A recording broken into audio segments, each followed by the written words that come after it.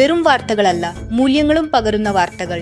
രാജ്യത്തെയും ലോകത്തെയും പ്രധാന ആത്മീയ വാർത്തകളുമായി നിങ്ങൾ കാണുന്നത് Brahma Kumaris Madhuban news channel. August 2 പ്രധാനമന്ത്രി മോദിജി 10 കോടി പ്രതിജ്ഞാ മഹാഅഭിയാൻ തുടക്കമാകും. ഭാരതത്തെ ലഹരിമുക്തമാക്കാനുള്ള ദേശീയ ദൗത്യത്തിന് പുതിയ വേഗത നൽകാൻ പ്രധാനമന്ത്രി നരേന്ദ്രമോദിജി ഓഗസ്റ്റ് 2 ബ്രഹ്മകുമാരീസിന്റെ 10 കോടി ലഹരിമുക്തി ക്യാമ്പയിൻ പ്രതിജ്ഞാ മഹാഅഭിയാൻ ഉദ്ഘാടനം ചെയ്യും. ഇതിലൂടെ രാജ്യത്തെ യുവാക്കൾക്കും എല്ലാ വിഭാഗങ്ങൾക്കും ലഹരിമുക്ത ജീവിത പ്രതിജ്ഞ നൽകും. പ്രധാനമന്ത്രി മോദിജി ഓഗസ്റ്റ് 2 ലഹരിമുക്ത യുവ ഫോർ വികസിത് ഭാരത് ക്യാമ്പയിന്റെ ഭാഗമായി രാജ്യത്തുടനീളം സംഘടിപ്പിക്കുന്ന 10,000-ലേറെ പരിപാടികളെ വെർച്വലായി അഭിസംബോധന ചെയ്യും. ഇതേ അവസരത്തിൽ ബ്രഹ്മകുമാരീസിന്റെ 10 കോടി ലഹരിമുക്തി പ്രതിജ്ഞാ മഹാ അഭിയാനും തുടക്കമാകും. പരിപാടിയുടെ തത്സമയ സംപ്രേക്ഷണം ബ്രഹ്മകുമാരീസ് ആസ്ഥാനമായ ശാന്തിവൻ ഉൾപ്പെടെ രാജ്യത്തെ പ്രധാന റിട്രീറ്റ് സെന്ററുകളിൽ നടക്കും. ഇതിനുശേഷം ഓഗസ്റ്റ് 6 മുതൽ 20 വരെ രാജ്യത്തുടനീളം നശാമുക്തി പ്രതിജ്ഞാ മഹാ അഭിയാൻ നടത്തി 10 കോടി പേരെക്കൊണ്ട് ലഹരി വിരുദ്ധ സങ്കല്പം എടുപ്പിക്കും. അഭിയാൻ തുടങ്ങുമ്പോൾ Brahmakumaris additional general secretary Rajayogi BK doctor Mrityunjay Bhai പറഞ്ഞു, ശാന്തിവൻ, അഹമ്മദാബാദ്, നാഗ്പൂർ, റായ്പൂർ, മധുരൈ, പാനിപ്പത്ത്, കൊൽക്കത്ത, അഗർത്തല, ഹൈദരാബാദ്, ഗുവാഹത്തി, ഗോവ തുടങ്ങിയ പ്രധാന സ്ഥലങ്ങളിൽ മെഗാ പരിപാടികൾ നടക്കും.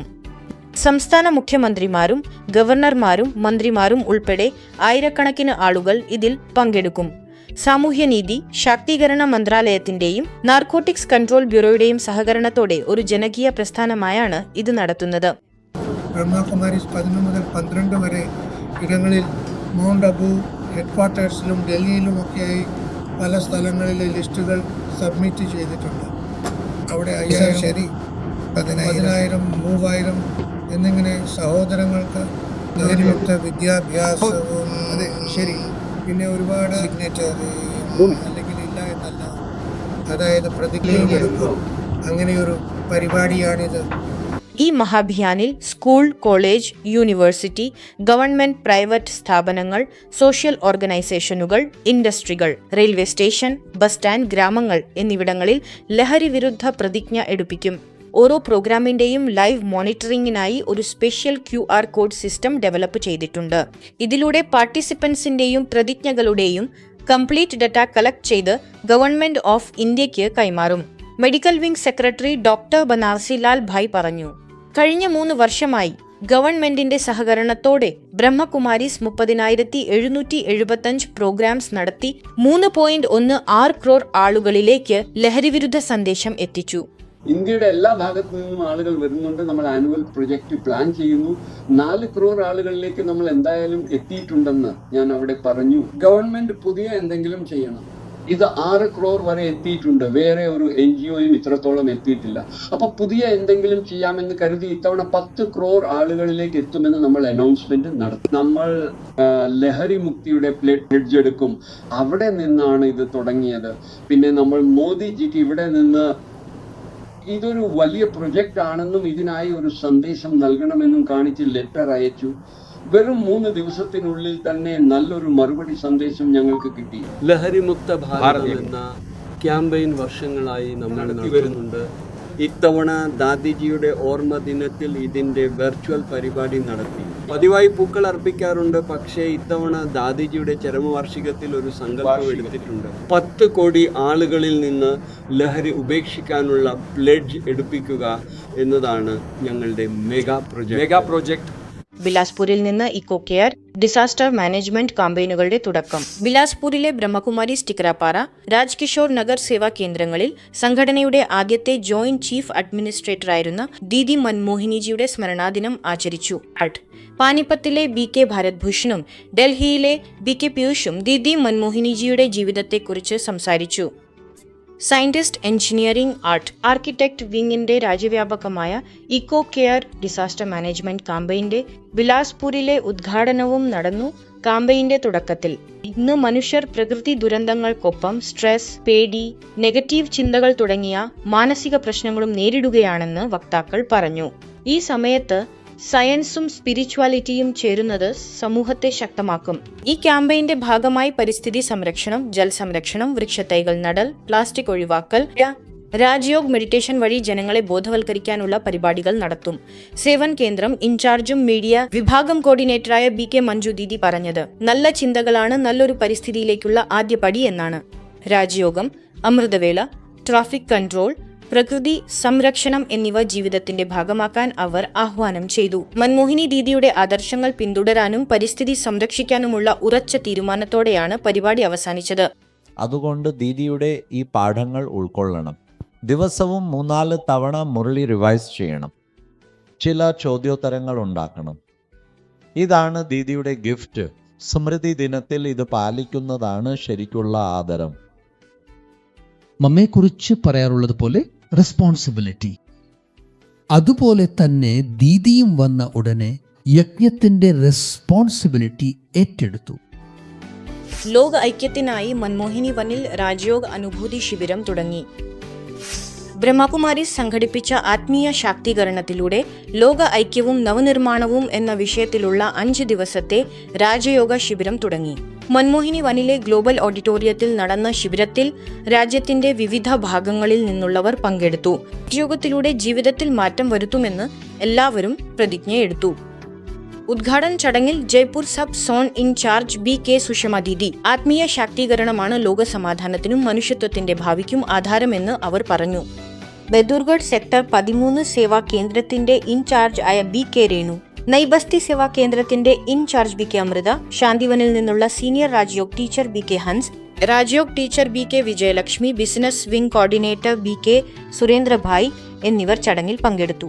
ശിബിരത്തിന്റെ ആദ്യ ദിവസം yoga motivational videos, institute introduction, welcome song, ദീപം തെളിക്കൽ എന്നിവ നടന്നു. കൂടാതെ ക്യാമ്പിന്റെ പർപ്പസിനെ കുറിച്ചുള്ള പ്രസംഗങ്ങളും ഉണ്ടായിരുന്നു. രാജയോഗയിലൂടെ സ്ട്രെസ് ഫ്രീ ആയി വാല്യൂ ബേസ്ഡ് ബാലൻസ്ഡ് ലൈഫ് നയിക്കാൻ പാർട്ടിസിപ്പൻസിന് ഇൻസ്പിറേഷൻ നൽകി. അതാണ് രാജയോഗ പഠനം.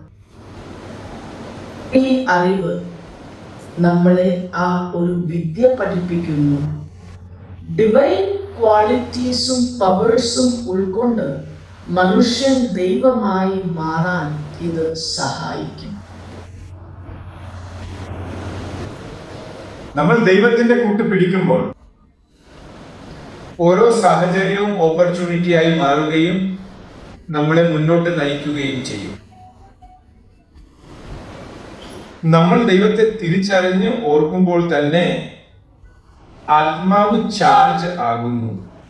അങ്ങനെ ആത്മാവ് ചാർജ് ആയി കഴിഞ്ഞാൽ അതിന് ആഗ്രഹിക്കുന്ന കാര്യങ്ങൾ ചെയ്യാനുള്ള ശക്തി ലഭിക്കുന്നു.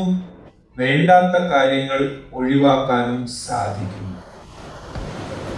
അപ്പോൾ ദാദി ബ്രഹ്മഭാവത്തിൻ്റെ